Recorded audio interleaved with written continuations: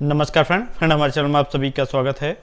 Friend, जैसा कि आप जानते हैं कि हमारे चैनल पर डेली इलेक्ट्रीशियन की क्लासेस चलाई जा रही है और हम लोग जो है एक एक क्वेश्चन को अच्छे से डिस्कस कर रहे हैं। तो फ्रेंड, जैसा कि आप जानते हैं कि ये जो क्लासेस है ये railway, UPPCL, Bihar state power holding company, सभी गवर्नमेंट जो टेक्निकल तैयारी कराई जाती हैं उन सभी के लिए जो है हमारे चैनल पे आप लोग के लिए जो है ये क्लासेस लाई गई हैं।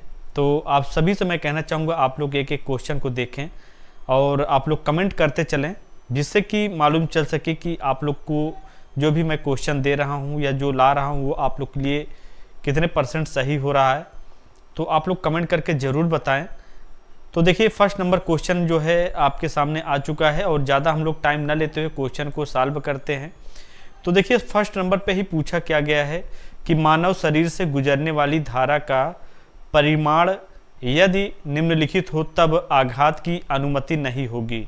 तो कहने का मतलब ये फ्रेंड कि इसमें बिजली के झटके की बात की जा रही है कि अगर बिजली के झटके जो है मानव के शरीर से गुजरती है तो उसको कोई भी मतलब आघात या चोट या नुकसान नहीं पहुंचाती है, तो कितने मिली एम्पियर तक होना चाहिए, ये उसके बारे में पूछा गया है। तो सबसे पहले मैं आपको बताना चाहूँगा फ्रेंड कि जब भी बिजली का झटका जो है आपको 1 से 5 मिली एम्पियर तक, अगर यहाँ पे दिया गया है 1 से 1 मिली एम्पियर दिया है, लेकिन 1 से 5 मिली एम्पियर तक अगर आपको बिजली का झटका लगता है तो आपको मामूली सा, मतलब कह सकते हैं बहुत ही कम, मतलब आपको आघात की कोई यहाँ पे प्रतिक्रिया नहीं होगी, जिससे कि आपको मालूम भी नहीं चल पाएगा कि बिजली के झटके आपको लग पाए हैं। और अगर देखा जाए तो 8 से 15 में अगर देखा जाए, यहाँ पे सी नंबर पे जो दिया गया है 8 से 15 अगर देखा जाए तो यहाँ पे आपको जो है झटके लग सकते हैं, मतलब आपको मालूम चल जाएगा कि हमें बिजली का झटका लग गया है या बिजली का करंट हमें लगा हुआ है, इससे आपको मालूम चल जाएगा। लेकिन जब दर्दनाक जो झटका होता है वो 20 मिली एम्पियर तक जो होता है फ्रेंड, इस पे आपको दर्दनाक झटका मिलता है, जिससे कि आप जो है बहुत ही तेज़ी से अपने होश भी गंवा सकते हैं। मतलब आपको कह सकते हैं कि बिजली का झटका आपको काफ़ी तेज़ी से लगता है। लेकिन अगर वही 40 से 50 के बीच में जाता है तो वहाँ पे आपकी जो है मांसपेशियों के, आप कह सकते हैं कि सिकुड़ना स्टार्ट हो जाएगा और आपकी मृत्यु होने की भी संभावना बन जाती है। 50 मिली एम्पियर से ज़्यादा, कहीं कहीं आपको एग्जाम में जो है 200 मिली एम्पियर भी दे देता है, तो आपको ये भी मान के चलना है। लेकिन ज़्यादातर आपको ये ध्यान देना है कि 50 मिली एम्पियर से ज़्यादा अगर गया है तो वहाँ पे आपको जो है ये मान के चलना है कि आपको वहाँ पे मतलब जो है दर्दनाक झटका नहीं, आपको वहाँ पे मतलब जान भी गंवानी पड़ सकती है, मतलब 50 मिली एम्पियर से ज़्यादा पे, ठीक है। और वहाँ पे आपकी मांसपेशियाँ सिकुड़ना स्टार्ट हो जाएंगी, ये मतलब आप कह सकते हैं। अब उसके बाद हमारा यहाँ पे जो है आप देख सकते हैं नेक्स्ट क्वेश्चन, जिसमें पूछा क्या गया है कि निम्न में कौन सी हानियां हैं जो किसी व्यक्ति को बिजली के झटके लगने से हो सकती है। कहने का मतलब यह है कि किसी व्यक्ति को बिजली के झटके लगते हैं तो वो कौन कौन सी हानियां होती हैं। तो किसी अंग या विशेष पर छाले पड़ जाना या मांस का जल जाना, ये भी मतलब ए ऑप्शन भी हमारा सही जा रहा है। बी ऑप्शन पे क्या दिया गया है, हृदय गति रुकना व मृत्यु हो जाना, ये भी सही बताया गया है कि अगर आपको बिजली का झटका लगता है तो हृदय गति भी रुक सकती है और मृत्यु भी हो सकती है। उसके बाद देखिए यहाँ पे जो है सी नंबर पे क्या बोला गया है कि सांस में रुकावट व मूर्छित हो जाना, तो ये भी सही बोला गया है कि बिजली का झटका जब भी किसी श्रमिक या किसी व्यक्ति को लगता है तो उसके सांसें रुक जाती हैं और वह चेहरा उसका जो है मूर्छित हो जाता है, मतलब झुलस टाइप से भी जाता है, जिससे कि आप लोग देखते होंगे काले टाइप भी पड़ जाता है। तो यहाँ पे ये ऑप्शन सभी हमारे सही हैं। आप ऐसे में मतलब आप कह सकते हैं कि आपका यहाँ पे डी ऑप्शन सही होगा, डी ऑप्शन हमारा यहाँ पे करेक्ट है। उसके बाद देखिए यहाँ पे नेक्स्ट क्वेश्चन जो आपके सामने पूछा क्या गया है कि इलेक्ट्रिक फायर के मामले में निम्नलिखित में से किसका प्रयोग आग बुझाने के लिए किया जाता है। तो इलेक्ट्रिक या बिजली की आग को बुझाने के लिए हम लोग जो है पानी का प्रयोग करेंगे, कार्बन पाउडर का प्रयोग करेंगे, सूखी रेत का प्रयोग करेंगे, या फिर उपरोक्त में से कोई नहीं। तो देखिए फ्रेंड, जब भी हम लोग जो है पानी का प्रयोग तब कर सकते हैं जब लकड़ी, कपड़ा, कागज आदि होते हैं, तो वहां पे हम लोग पानी का प्रयोग करते हैं, ये आपको ध्यान देना है। कार्बन पाउडर का प्रयोग हम लोग जो है गैस वाली आग में कर सकते हैं, लेकिन सूखी रेत का प्रयोग हम लोग बिजली के लगी आग में प्रयोग करते हैं, ये आपको ध्यान देना है। जैसे आपके पास सूखी रेत है तो उसका प्रयोग कर सकते हैं, या फिर हम लोग एक CTC आता है जिसे कार्बन टेट्राक्लोराइड के नाम से जानते हैं, उसका प्रयोग हम लोग ज़्यादातर कंपनियों, फैक्ट्रियों में करते हैं। तो ये आपको ध्यान देना है, वहाँ पे हमारा जो है CTC का प्रयोग तब किया जाएगा। तो यहाँ पे खैर देखा जाए तो सी ऑप्शन हमारा करेक्ट होगा, सी ऑप्शन हमारा यहाँ पे सही गया है। उसके बाद देखिए यहाँ पे जो है नेक्स्ट क्वेश्चन पे क्या बोला गया है कि विद्युत उपकरण में स्पार्किंग का क्या कारण हो सकता है। तो विद्युत उपकरण है और वहाँ पे स्पार्किंग हो रहा है, तो इसका क्या मतलब हो सकता है, ये पूछा गया है। तो ढीला कनेक्शन होना, इस वजह से जो है स्पार्किंग हो रहा है, या दोषपूर्ण उपकरण, या फिर लघु परिपथ, या फिर विवृत परिपथ। तो देखिए फ्रेंड, जब भी विद्युत उपकरण में स्पार्किंग का कारण हो सकता है, वहाँ पे ढीले कनेक्शन की वजह से ही स्पार्किंग होते हैं, ये आप लोग को ध्यान देना है, ठीक है। तो यहाँ पे हमारा जो है ए ऑप्शन करेक्ट होगा, ए ऑप्शन हमारा यहाँ पे सही है।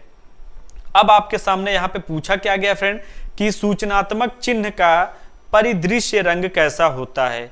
तो देखिए यहाँ पे सूचनात्मक चिन्ह के बारे में पूछा गया है। तो सबसे पहले मैं आपको बताना चाहूँगा फ्रेंड, सूचनात्मक चिन्ह का जो आकार होता है वो आपको जानकारी में होना चाहिए।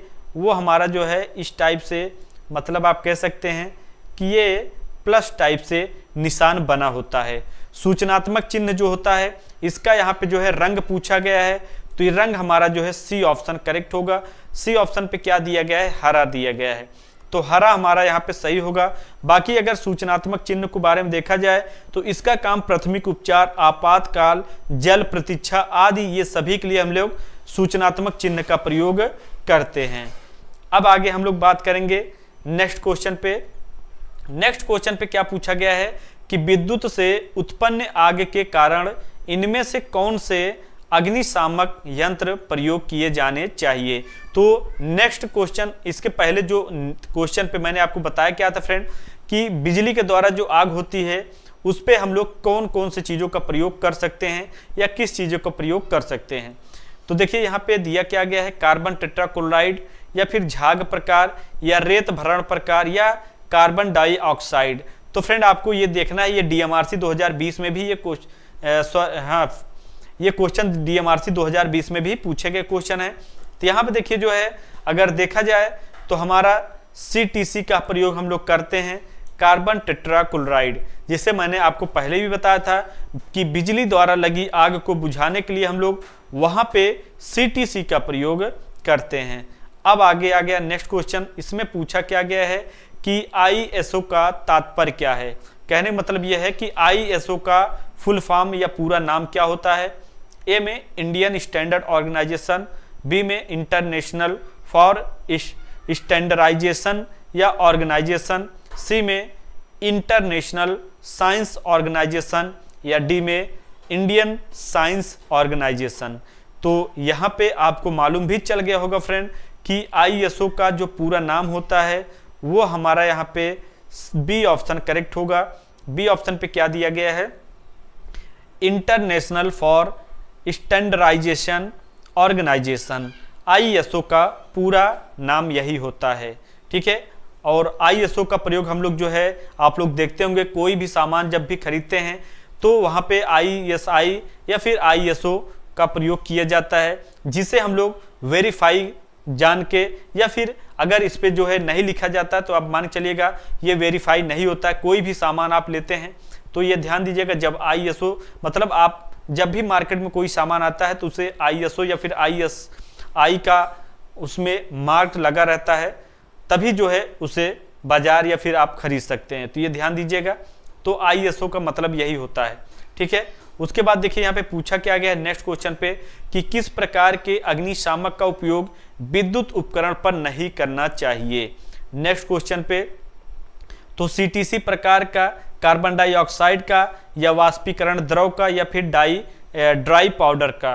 तो आपको यह ध्यान देना है कि हम लोग विद्युत उपकरण या बिजली के जहां भी आग लगे हों या बिजली के जहां भी सप्लाई हो रही हो वहां पे हम लोग जो है सी ऑप्शन जो दिया गया है उसका प्रयोग नहीं कर सकते हैं।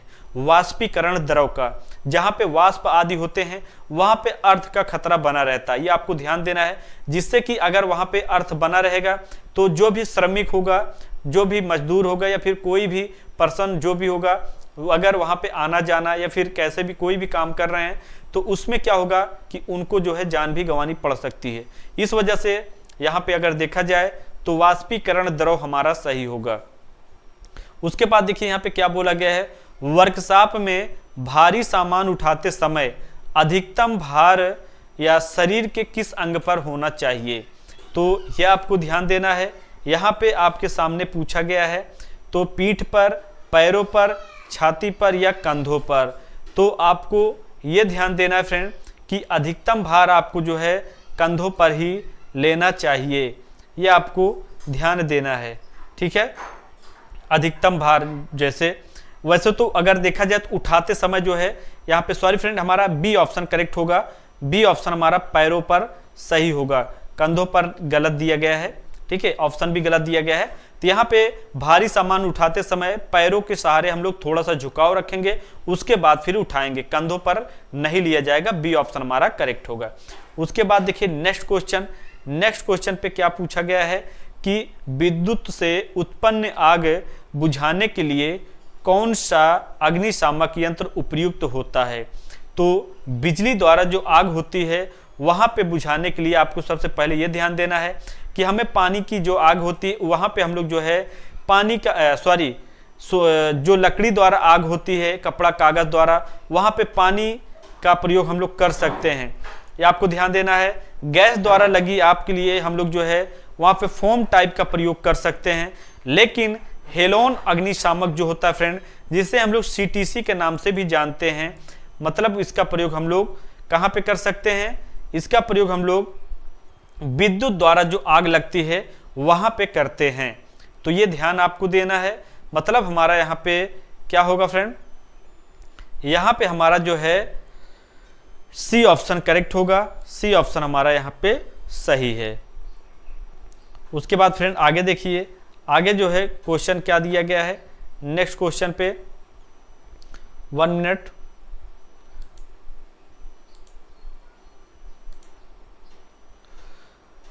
एक एक क्वेश्चन को हम लोग डिस्कस करेंगे फ्रेंड, जिससे कि आप लोग सभी क्वेश्चन को अच्छे से कर पाएं।